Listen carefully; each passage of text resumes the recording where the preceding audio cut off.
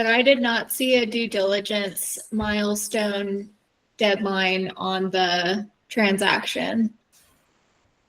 Okay. Probably wasn't. I'm not sure that I'm familiar with, well, I guess due diligence. Yeah. Probably the easiest thing to do is go into the setup. Just add it. And just add it as a custom field. Okay. Let me see. Due diligence. Yeah. Don't have it under.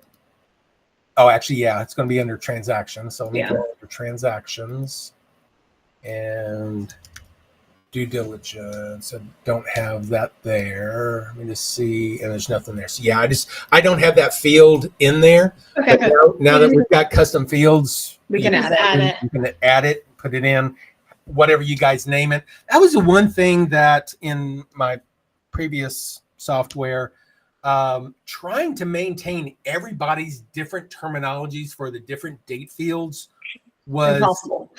a nightmare. Some people would call it, the approval date. Some was contracted. There's different things were just a little bit different. It was the same thing. It was just different.